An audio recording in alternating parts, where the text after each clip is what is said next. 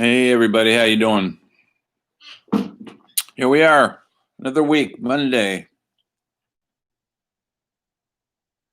the 26th. The last week of October. I hope you've got your costumes ready for Halloween, that you're not going to go to a trick or treating, I hope. Everybody will have a mask on. They better. Anyway, that's at the end of the week, just in case you haven't got your costume ready yet. I would go as a film director.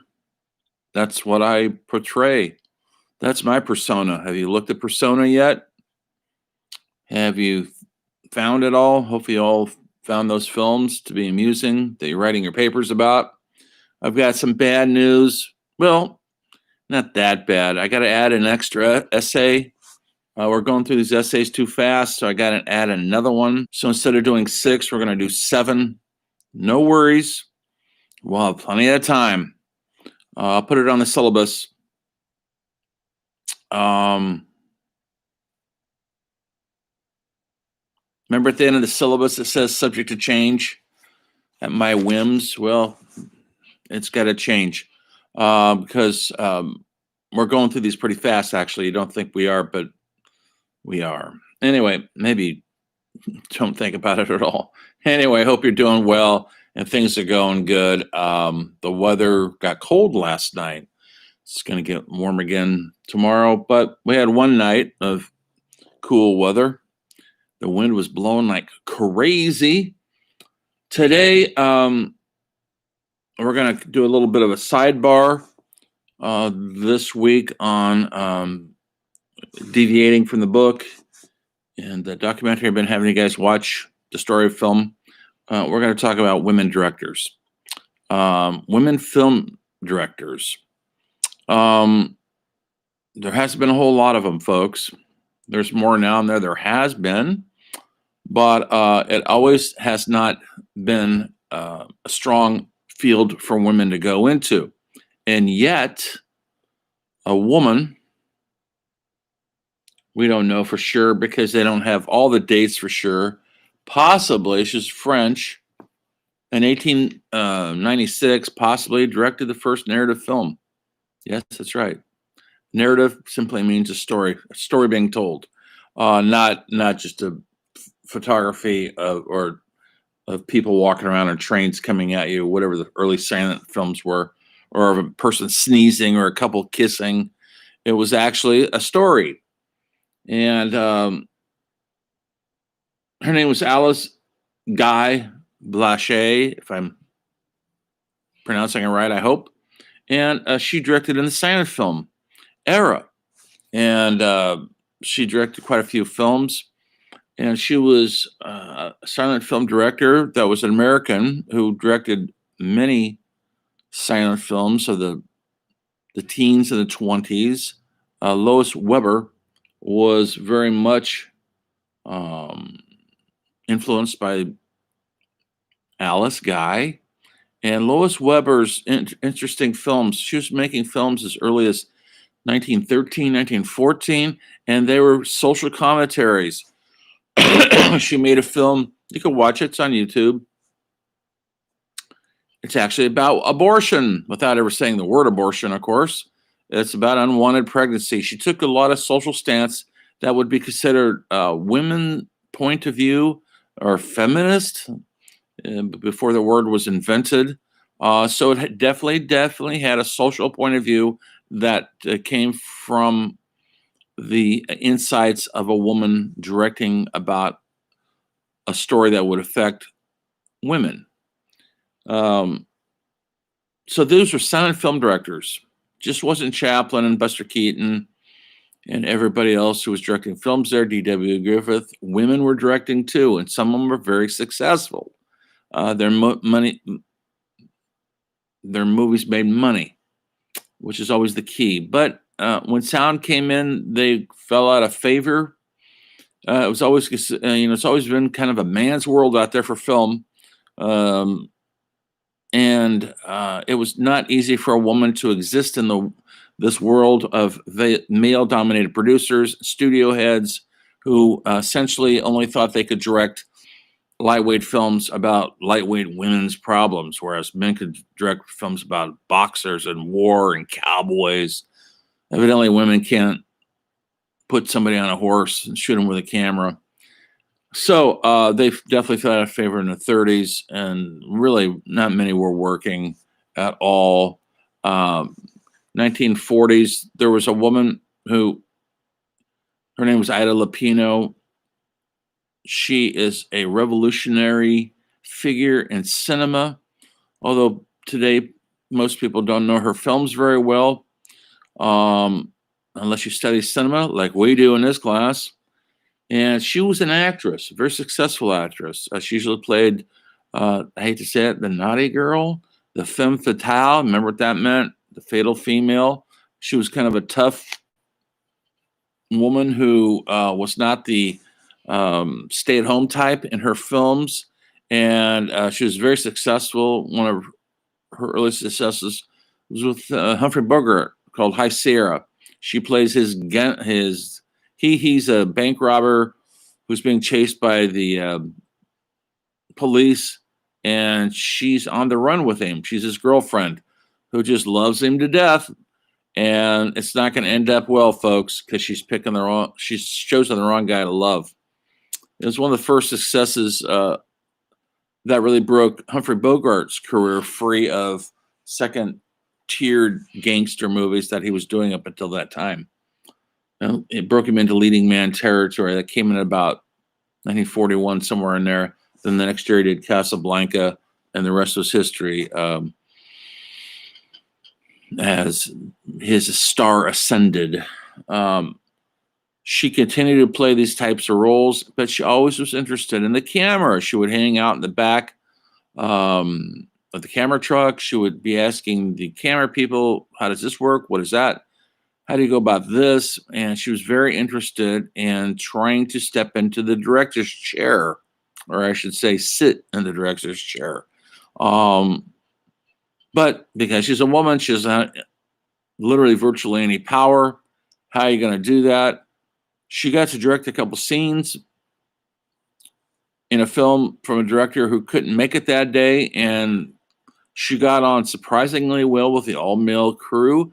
Male crews are kind of hard on people, especially women in those days, because women were good for two things: pouring the stiff drinks and and hanging out with them in the trailer. Anyway, except for there was no trailers in those days. I think you get what I mean. But she didn't take any of that nonsense, and they grew to respect her. And she got on good with the male crew, and she knew how to live in the world with them. She could drink and smoke cigarettes with the best of them.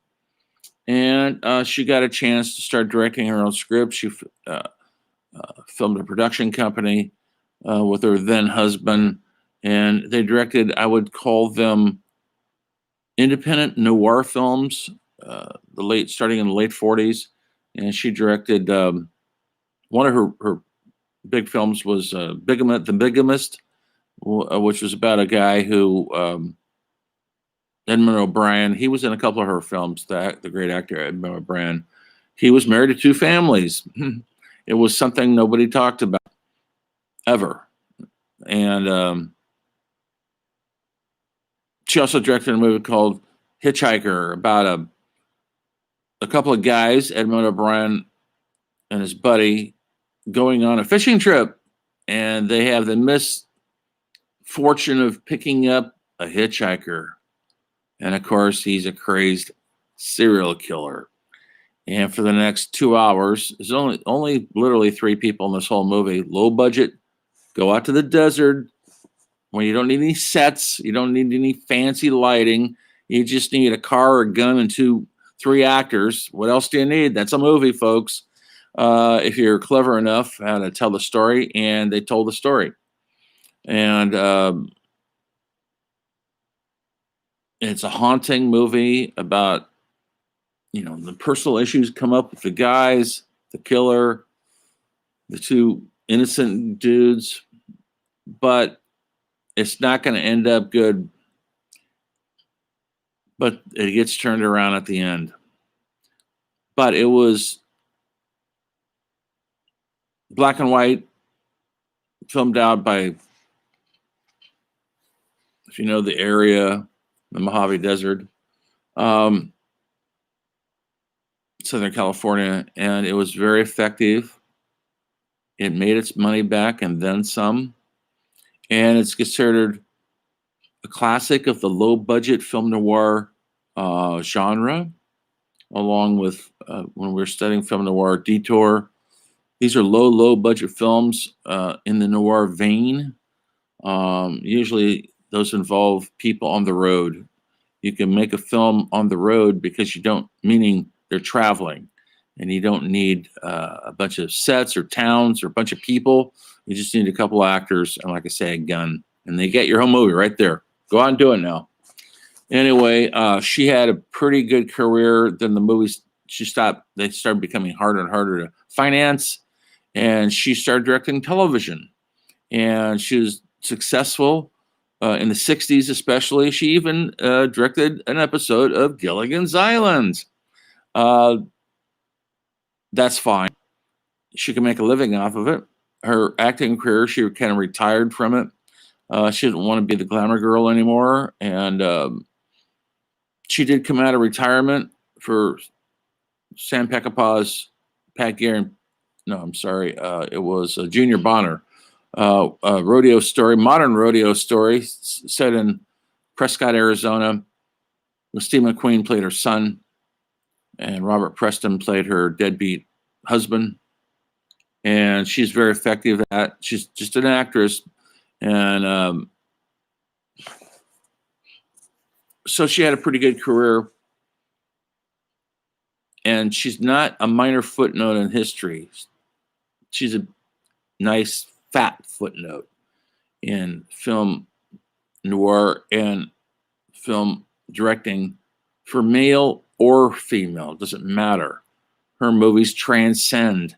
If you watch them, you wouldn't know who directed it. If you watch Hitchhiker, you can't tell if it's a woman or a man. If it's a story well told, who cares? So, people that are riding on her coattails, or her shoulders, I should say, standing on her shoulders to this day, would be somebody like Kathryn Bigelow, who is the only woman director to ever win the Academy Award for Best Director. Kathryn Bigelow is my age. I'm not going to give what that age is. You have to Google that one. But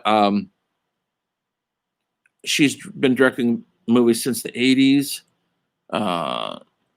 She directed one of my favorite noir vampire movies. It's a good one. If we're in class today, I'd be showing you a clip of it. I might make you watch a clip anyway. I'm going to draw the name. Near Dark. She took the vampire story and made it real punk rock. These vampires are running around the Southwest desert, of course. That's what you do, folks. Go out to the desert, film your movie. And in a Winnebago with the windows all blacked out with aluminum foil. They drive in the daytime. They don't sleep in coffins. She modernized the story. These aren't vampires that are afraid of crosses or mirrors or holy water, but they are afraid of the light from the sun, and that eventually destroys all of them. The great Lance Henriksen, who was in Star Wars, Aliens, played the robot, is the ringleader, and the late, great Bill Paxton is his right-hand man. Bill was an intense actor who was in two of the Terminator movies and Aliens. He was a favorite of James Cameron. And then he was in a series, maybe you saw it on HBO, called Big Love. He played a Mormon who was married to three hot women, and they're all having interesting times together as he juggles having three hot wives in the modern times. He's a really decent guy. He just happens to be believing what the Latter-day Saints believe in that men can take more than one wife. They call them sister women. Anyway, then he got a heart issue and died early. He's greatly missed because he always brought life to the party. Bill Paxton. So great, very masculine Catherine Bigelow, the way she directs.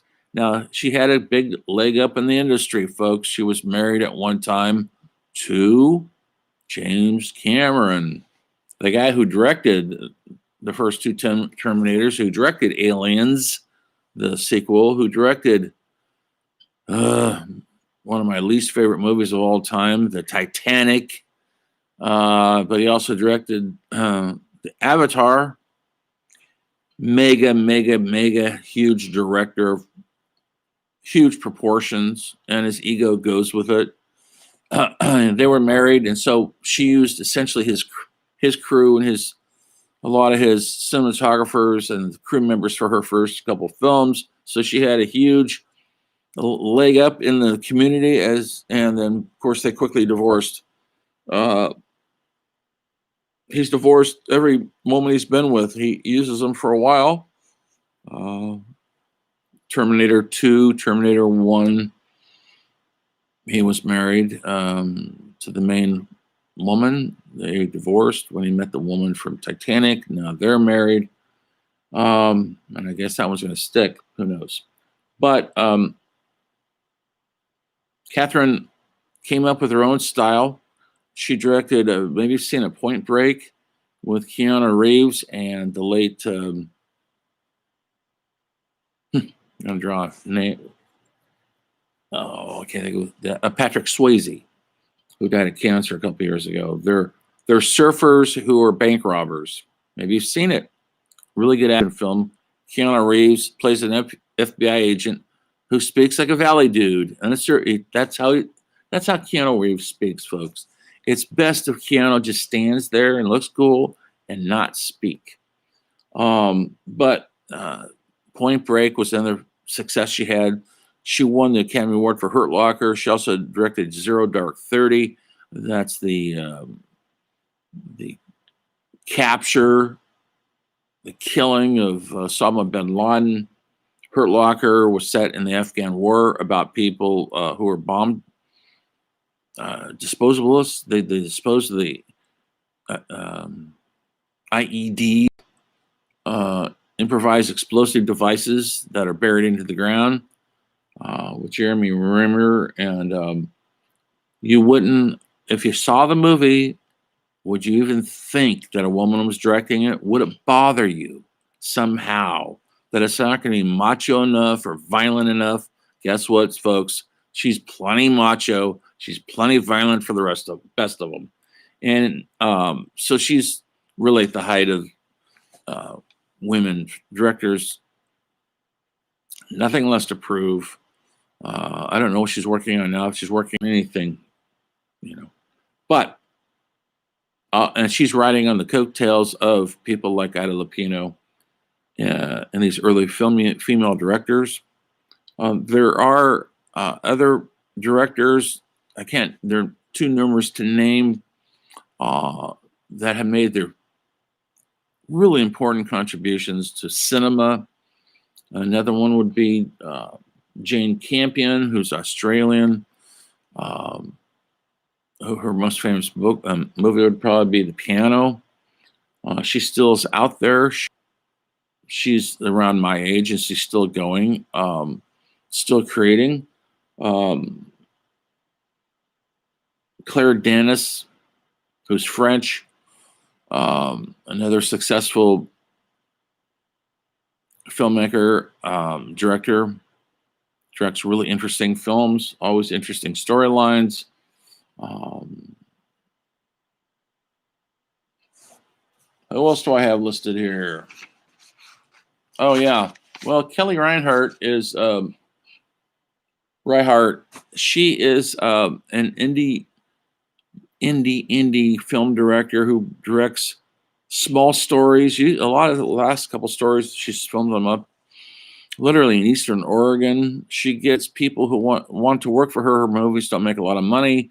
They're not big splashy movies. Let me tell you, her debut film I think was called River of Grass. I love River of Grass. It's about this couple in Florida who are kind of low life. He's a low life. They live together in a motel, and they're trying to get out of Florida. And they spend the entire movie literally spinning the wheels and going in circles. It's about dreamers who can't quite dream how to put enough gas in the car to get going. That really put her on the map. Low-key performances, very naturalistic performances with actors you don't know because she didn't have the money in those days to hire known actresses. As her movies got more successful, she got people interested in wanting to be in her movies that were known actresses like Michelle Williams, who wonderful actress. She's been in 3 or 4 of her movies and continues to be part of her inner circle of actors that want to be do something authentic, like she did Meeks Creek. These aren't exciting films, folks. You got to have discipline to watch them. I can't think of the name of the one. I'm drawing a blank. Where she's homeless, Lucy and Me or something. It's about her and her dog. They're both living in her car, and how she didn't have a job or home, and she has to give her dog away, which is heartbreaking to survive because she can't feed the dog anymore. It's another road movie of a girl who's lost. Kelly writes with another gentleman who's a lot of times he's a novelist up in Portland, and they've been filming in Oregon a lot lately. She did another one called Old Joey, about 2 guys who are friends from years ago who aren't so friendly anymore, and they take a trip up to hot springs up in the mountains, and it doesn't go well. They're so different. One guy is kind of a free spirit. He's not going to grow up. He's kind of like an aging slacker. The guy's more responsible, got a wife and a kid on the way, and they're wondering why the hell they're still trying to keep this friendship going, because there's nothing there anymore. Simple as that, folks. No car chases, no gunplay, no superheroes. Either one of these guys ever put on a cape. She makes these small stories, and she's able to do it somehow because she's so respected in the independent community. I don't believe a Hollywood studios ever financed any of her films, or they'd be different. They would be in capes. They would be shooting it out with guns and running around with weird cars. Like most of Hollywood makes you direct those kind of films. If you're lucky, you get to direct one. Anyway, so those are some. Who else is over here on my list? Shirley Clarke is one of the first, I guess, almost experimental indie filmmaker. She started making little quirky documentaries like The Bridge in New York City in the 50s, and she had her own money, meaning she wasn't wealthy, but she had a trust fund. And she got to direct. So she would make these small documentaries using her trust fund. She got to direct. Her big production was called The Connection. It came out about 1961 or so, based on an off-Broadway play called The Connection that was controversial because it was about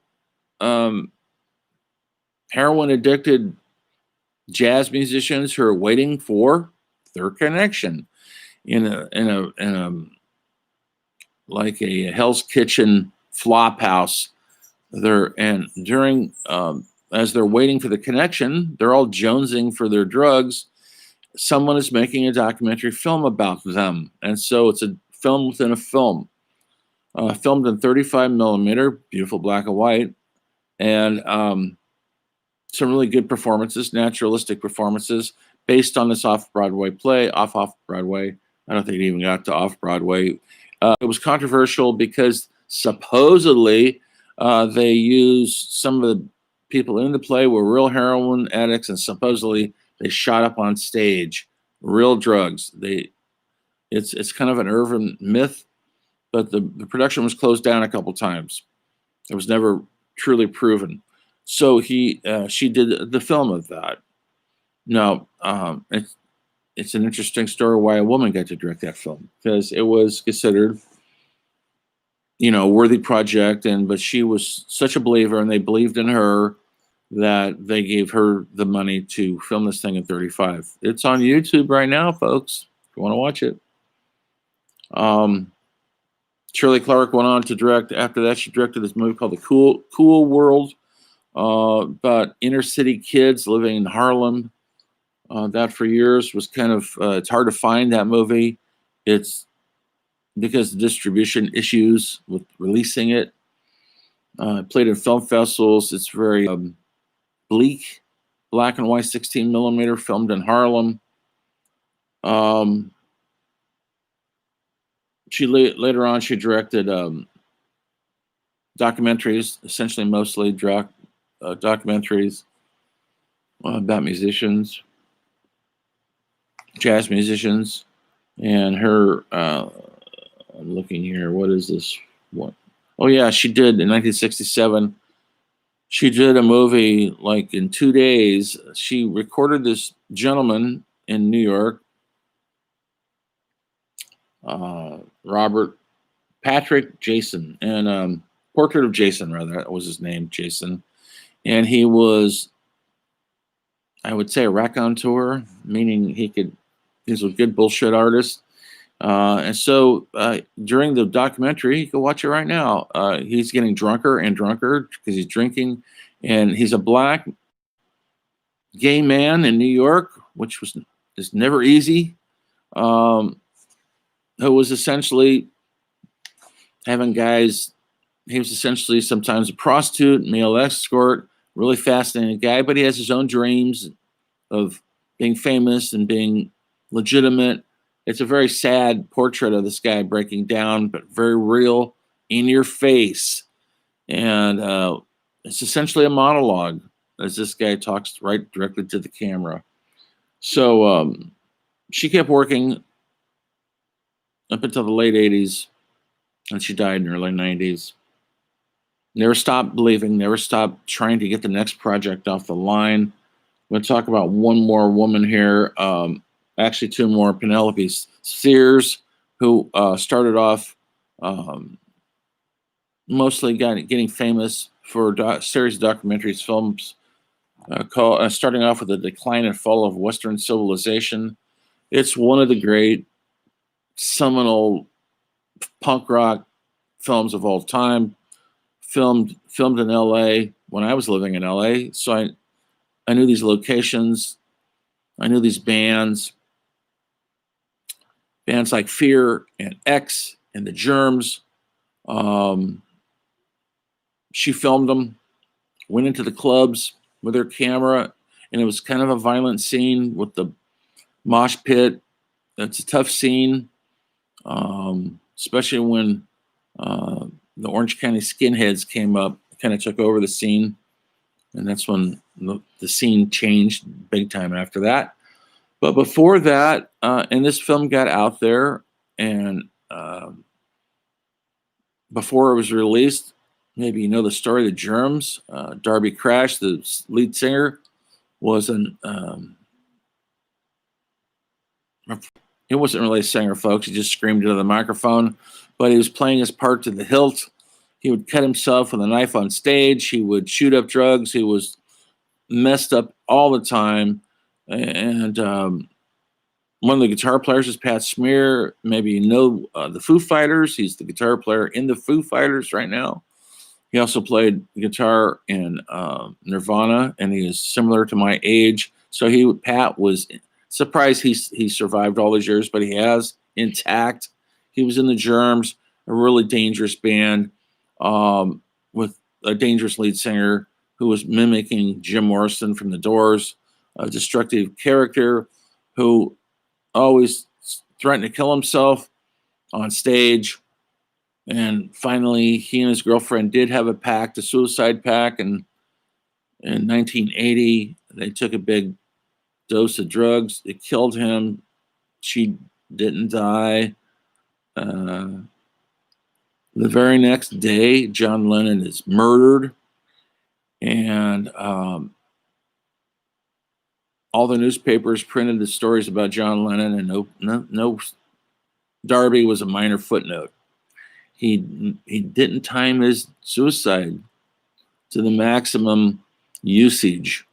Then Decline and Fall comes out, and so people get to see the guy. He's at home cooking breakfast, and he appears like kind of a smart, normal kid who's playing a part. The part of the destructive punk. Anyway, so the film is brilliant. She also directed 2 more films in that series. The Decline, the metal years, she did the same thing with these LA heavy metal bands. These weren't national bands, most of them. Some of them you would never hear of. They were all on the precipice of making it big. Some of them did. Most of them didn't, but they were living their lives to the hilt. They're the big hair metal guys who would dress in the spandex and sing the kind of headbanger music, kind of numbskull lyrics about partying and getting laid and doing all the drugs you can. Some of the bands that came out of that, like Guns N' Roses, Van Halen, obviously went on to huge acclaim. But some of these bands you would not have heard of. They didn't get out of the LA area. And then her third one was The Decline, the punks in the 90s. And it wasn't punk rock. It was street punks. Homeless street kids, skateboarders living on the streets in LA. And it's a pretty devastating documentary to watch. These kids, I think a lot of them are dead now. They are riding a downbound train into drug addiction and oblivion, sweet oblivion. And they're not easy to watch, but you should watch them because it's a good slice of America. Penelope went on to have success in straight Hollywood films too. After these films, believe it or not, folks, she directed Wayne's World. And she directed The Little Rascals and the Beverly Hillbillies. They were giving her all this kind of silly TV movies because she's a chick, remember? She's a woman. She can't take a real movie. But her movies did well. She made a boatload of money off those movies, but she says she'll never do them again. Once again, she's a little older than me. She's the interview. If you ever watch, if you know who Henry Rollins is, he has an interview show. He's interviewed her. She's always looking for the next documentary to film, and she's really, really respected because of these films in the music community as someone who's a real, true believer. Anyway, the third one I want to talk about is a woman who only made one film called Wanda. Barbara Loden was an actress. She had been off Broadway in a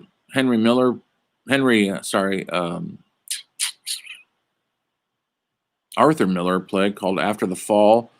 Arthur wrote a play. He was married to Marilyn Monroe. One time he wrote a play about his marriage after the fall and what happened. It's a 2-person play, and Barbara was cast as the Marilyn Monroe part. She was an actress. She was directed by her husband, Elia Kazan, who married her during that time. He had directed, if you remember, we talked about On the Waterfront. You saw that, maybe saw it, and Viva Zapata and East of Eden. And he was brought up on, if you remember, The House on Un-American Activities. He was married to her, and so she made this film for about $115,000 out in the desert, folks, about a woman who's kind of living a useless, she's uneducated not high up, waitress, not high up on the social ladder, and she's leading a dead end life, and she's looking for some sort of salvation. She also plays the part, by the way, of Wanda, and she meets a kind of a guy who's essentially a stick-up artist. He robs things, and they go on the road together, and it doesn't end well for either one of them. But the film made a big splash. It played important film festivals, and she got noticed. And she was preparing to do another film, and she got breast cancer, and she's dead in 2 years at the age of 48. So she didn't fulfill her dreams, but she did direct what I would call a seminal low budget, lo-fi, no budget almost film, because she believed in it and the power of cinema. And that's what this whole class is about, is the power of cinema and how important it is to get your story told and what it takes. You gotta have grit, and you have to have talent, and you have to have a story to tell. I'll post some of these documentaries for you to watch on YouTube. You'll see them. Make sure you look at that seventh. I'm not going to sign it this week because I don't think, because you haven't even handed in your last essays. In the meantime, keep watching movies, keep washing your hands and wearing a mask and being safe. This thing will pass eventually, hopefully. And I'll see you next time. And remember, never forget, everything is cinema.